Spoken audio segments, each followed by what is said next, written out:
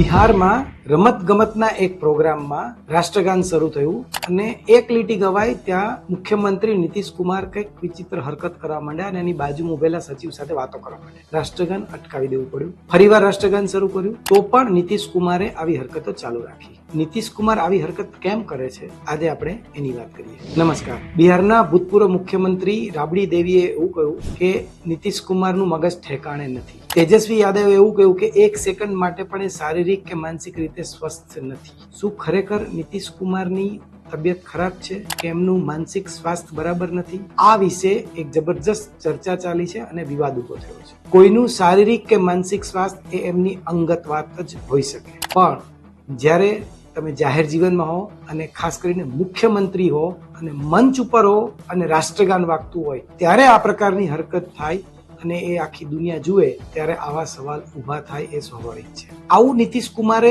પહેલીવાર નથી કર્યું. છેલ્લા કેટલાક સમયથી જોઈએ તો જાહેર સમારંભોમાં નીતિશ કુમારની હરકત થોડી અજુગતી લાગે. અચાનક નરેન્દ્ર મોદીને સ્ટેજ પર પગે લાગવા જાય. થોડા સમય પહેલા બિહારમાં રવિશંકર પ્રસાદના પગે પડવા પણ ગયા. આવું નીતિશ કુમારે નજીકના જ ભૂતકાળમાં કર્યું છે.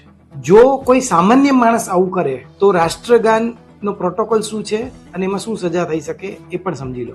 રાષ્ટ્રગાનના અપમાન માટે એક કાયદો છે 1971માં. એ મુજબ આનું અપમાન કરવું એ દંડનીય અપરાધ છે. આવું કરનાર વ્યક્તિને 3 વર્ષ સુધીની જેલની સજા અથવા દંડ બંને થઈ શકે છે. આ જ રીતે રાષ્ટ્રગાનને જાણી જોઈને રોકવા કે રાષ્ટ્રગાન માટે ભેગા થયેલા લોકો માટે અડચણો ઊભી કરવા પર પણ 3 વર્ષ સુધીની સજા અને દંડ થઈ શકે છે. રાષ્ટ્રગાન 52 સેકન્ડની એક ધૂન છે.